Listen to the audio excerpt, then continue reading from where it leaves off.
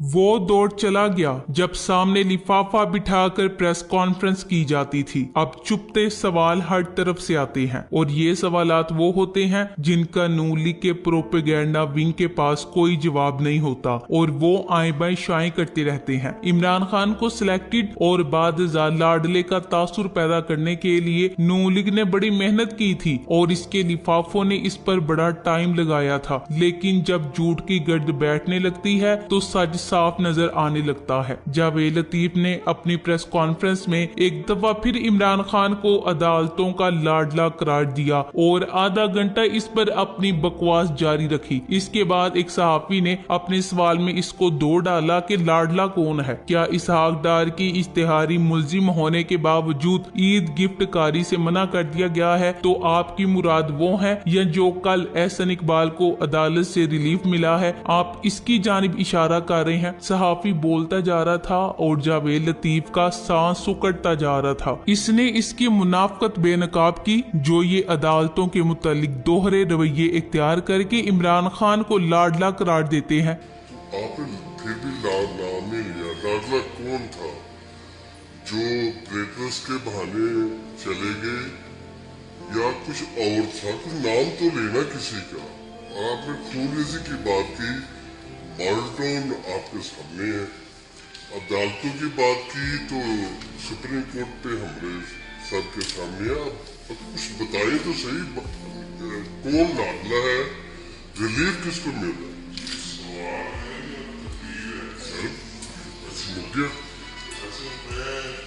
सबसे पहले वो जो मॉडल की बात कर रहे हैं, अदालत पे दबाव डालकर इमरान खान को नाअहल करवाने की नून लीग और दीगर शयूखो बुजुर्ग की कोशिश निस्तो नाबूद हुई तो फिर से अदालतों पर तबसरा शुरू कर दिया गया कि इमरान खान तो इनका लाडला है। वही अदालतें जो रात को 12 बजे इमरान खान के खिलाफ नोटिस लेती हैं, वो अदालतें जिन्होंने 9 अप्रैल को इमरान खान से हुकूमत छीन कर इनके हवाले की, वही अदालतें जिन्होंने कासिम सूरी की रूलिंग को गलत करार दे दिया, वही अदालतें जिन्होंने इमरान खान की असेंबली तोड़ने के हुक्म को मंसूख किया, वो अदालतें जो इमरान खान हुकूमत के दौरान ईवान की कार्रवाई पे असरअंदाज हुई, वही अदालतें जिन्होंने पीटीएम की हुकूमत बनने के लिए राह हमवार की, वो अदालत जिन्होंने आज तक रंज ऑपरेशन की तहकीकात नहीं करवाई और सदर पाकिस्तान का रेफरेंस पिछले 4 माह से इनके टेबल पर पड़ा हुआ है, वही अदालतें जिन्होंने पंजाब में एक गैर कानूनी हुकूमत को कबूल किया और बादजा खुद भी इसे गैर कानूनी तस्लीम भी किया, वही अदालतें जिन्होंने पंजाब में जिमनी इलेक्शन मुनक्किद होने तक उस शख्स को पंजाब की 12 करोड़ अवाम पर मुसल्लत किए रखा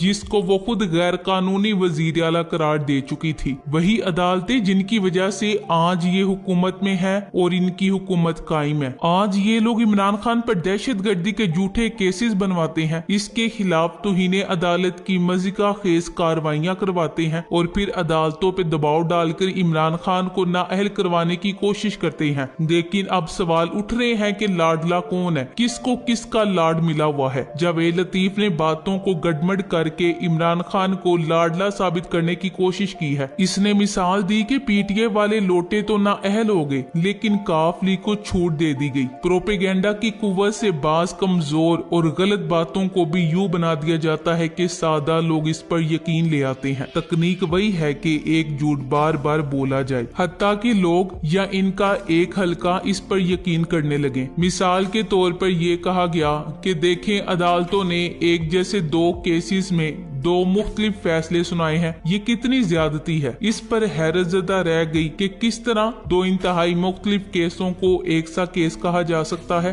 बात 1 मिनट में समझी जा सकती है। एक केस में तहरीक इंसाफ के 25 अरकाने असेंबलियों ने फ्लोर क्रॉसिंग की, लोटे बन गए और अपनी जमात की उम्मीदवार चौधरी परवेज इलाही की बजाय मुखालिफ उम्मीदवार हमजा शहबाज को वोट देकर इन्हें जितवाया। ये आइन की साफ खिलाफ वर्जी थी। इस पर वो डीसीट हो गए। आइन यही कहता है, यही होना था। आइन इस मामले में एक शर्त भी आयद करता है कि वो अरकान असम्बली अगर पार्लिमानी पार्टी की हिदायत पर अमल ना करें तब इनके खिलाफ कार्रवाई होगी। कार्रवाई के लिए पार्टी का सरबराह खत लिखेगा। इस केस में तहरीक इंसाफ के पार्लिमानी लीडर सब्तैन खान की जानिब से मुनहरिफ अरकान असम्बली को ऑफिशियल खत जारी किया गया था। ये एहतियात बाद में काम आई। दूसरे केस में मुस्लिम लीग काफ के अरकान असम्बली ने अपनी ही पार्टी के लीडर और रुकने असम्बली चौधरी परवेज इलाही को वोट दिया। मुस्लिम लीग काफ के पार्लिमानी लीडर साजिद भट्टी ने तमाम अरकान असम्बली को ऑफिशियल खत लिखा कि चौधरी परवेज इलाही ही हमारा उम्मीदवार है, इससे ही वोट डालना है। इस हिदायत पर अमल हुआ, परवेज इलाही को वोट डाल दिया गया। ये सब नहायत मुनासिब और आईनी और कानूनी एतबार से दुरुस्त था। इस केस में अरकान असम्बली की बजाय पार्टी के सरबराह चौधरी शुजात हुसैन दरअसल मुनहरिफ हुए और वो जरदारी साहब से जोड़ तोड़ के बाद ऐसे बदले कि इन्होंने डिप्टी स्पीकर पंजाब असम्बली को खुफिया खत लिख दिया कि काफ लीग के अरकान असम्बली अगर परवेज इलाही को वोट डालें तो इन्हें गिनती में शुमार ना करें। चौधरी शुजात की ये हिदायत वाज़े तौर पर बदनीयती पर मबनी थी, इन्हें इसका कोई हक हासिल नहीं था। डिप्टी स्पीकर ने भी साफ बदनीयती का मुजाहरा करते हुए गिनती मुकम्मल हो जाने के बाद काफ लीग के 10 वोटों को नाअहल करार दिया। ये सब कुछ गलत, गैर आईनी, गैर कानूनी, गैर इखलाकी और गैर सियासी था। दुनिया की कोई अदालत होती, कोई से भी जज होते, इन्होंने इसे गलत ही कहना था। ये बात नून लीग भी जानती थी कि जो भी जज या बेंच होगा फैसला यही आएगा, इसलिए इन्होंने किसी दूसरे बेंच या लार्जर बेंच का मुतालबा नहीं किया था बल्कि फुल कोर्ट की रट लगाए रखी। इन्हें मालूम था कि आधी से ज्यादा सुप्रीम कोर्ट बैरून मुल्क तातीलात पर है और सितंबर के वस्त से पहले फुल कोर्ट हो नहीं सकता। मकसद यही था कि इस चक्कर में हमजा शहबाज मजीद 2 माह वजीर आला रहे और फिर वो जोड़ तोड़ करके मजीद अरकान असम्बली मुनहरिफ करा सके। फैसला खिलाफ आया तो नून लीग और पीडीएम रहनुमाओं ने नहायत दर्जे की दरोगोई का मुजाहरा करते हुए बार बार ये कहना शुरू कर दिया कि इमरान खान अदालतों का लाडला है। अब इसी बात को ले लें कि इमरान खान अदालतों का लाडला है, आखिर कैसे? पिछले 8-9 साल को ले लेते हैं। 2013 इलेक्शन के बाद इमरान खान ने धांधली का शोर मचाया और एहतजाजी तहरीक चलाई। अदालतों ने खान को कोई लिफ्ट नहीं कराई, वो कई माह सड़कों पर रहा, कुछ भी नहीं हुआ। बाद में चीफ जस्टिस सुप्रीम कोर्ट की सरबराही में एक जुडिशियल कमीशन बना। इसकी समाअत में बहुत सी सनसनीखेज अखबारी सुर्खियां लगती रहीं, मगर इस जुडिशियल कमीशन का फैसला इमरान खान के खिलाफ था। जब हल्के खोले गए तो बेल्ट पेपर्स के थैलों में रद्दी भरी थी, हजारों वोट गायब थे। इसके बावजूद जुडिशियल कमीशन का फैसला था कि मुनज्जम धांधली का कोई सबूत नहीं मिला। सच तो ये है कि इमरान खान की सियासत इसके बाद खत्म हो गई थी। ये तो साल बाद पनामा का इशू खड़ा हुआ, वो भी आलमी सतह पर, तो इमरान को दोबारा से मौका मिला जिससे इसने भरपूर फायदा उठाया। पनामा केस में भी इमरान खान और बाज दीगर यानी जमात इस्लामी, शेख रशीद वगैरह सुप्रीम कोर्ट रिट लेकर गए, मगर तकनीकी एतराज ही लगते रहे। सुप्रीम कोर्ट में केस चलवाने के लिए इमरान खान को बड़ी धुआंधार तहरीक चलाना पड़ी। हजार जतन के बाद सुप्रीम कोर्ट में केस चलना शुरू हुआ। पनामा केस वाहिद इशू है जिसमें अदालती फैसले से मुस्लिम लीग नून को बड़ा दचका पहुंचा और मियां नवाज शरीफ नाअहल हुए। इसमें मगर मियां साहब के कमजोर केस, नाकाबिले फहम कतरी खत और कैलबरी फॉन्ट में लिखी मशकूक दस्तावेजात का बड़ा हाथ है। इतने कमजोर केस का यही बनना था। अलबत्ता बाद में चीफ जस्टिस साकिब निसार ने जिस फुर्ती से नवाज शरीफ को मुस्लिम लीग नून की सदारत से हटने पर मजबूर किया, वो सरासर गलत और नामुनासिब था। इमरान खान के बनीगाला केस में इन्हें रिलीफ मिलना ही था। वो कोई कब्जे की जमीन थी,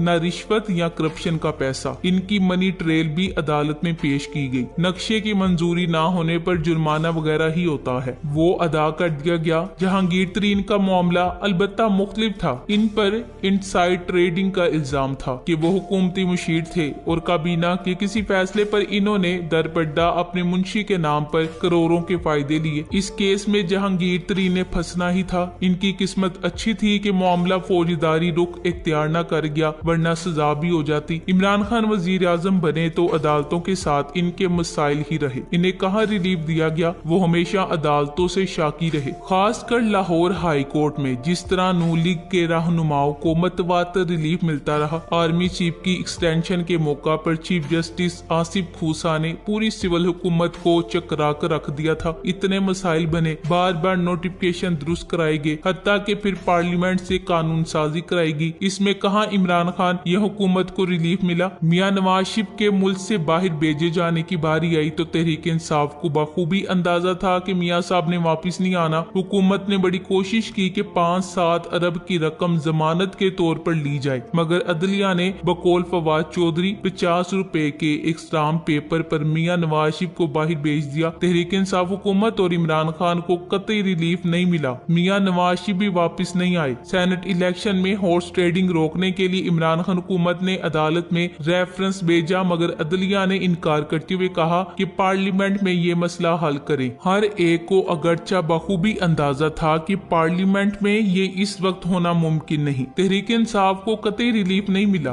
और फिर इनके खदशात के ऐन मुताबिक यूसुफ रजा गिलानी हॉर्स ट्रेडिंग की कुव्वत से सेनेटर बन गए। ये और बात के फिर बाद में चेयरमैन इलेक्शन में वो खुद अपने ही हथियार का निशाना बन गए। सबसे अहम ये कि कासिम सूरी की कौमी असम्बली में रूलिंग के मामले पर सुप्रीम कोर्ट ने तहरीक इंसाफ के पूरे केस को उड़ा कर रख दिया। वजीर आजम की कानूनी टीम का ख्याल था कि कौमी असम्बली का अंदरूनी कार्रवाई के नाम पर इस रूलिंग को तहफ्फुज मिल जाएगा। सुप्रीम कोर्ट ने कतई तौर पर तहरीक इंसाफ को रिलीफ नहीं दिया। तहरील शुदा असम्बली बहाल हो गई। आज पीडीएम हुकूमत इसी अदालती फैसले की मरहून मिन्नत है। इसलिए ये महज प्रोपेगेंडा है कि इमरान खान अदालतों का लाडला है। हकीकत इसके बरक्स है। नून लीग को जिस कदर रिलीफ मिलते रहे हैं, इसका उशरे अशीर भी तहरीक इंसाफ या इमरान खान को नहीं मिला।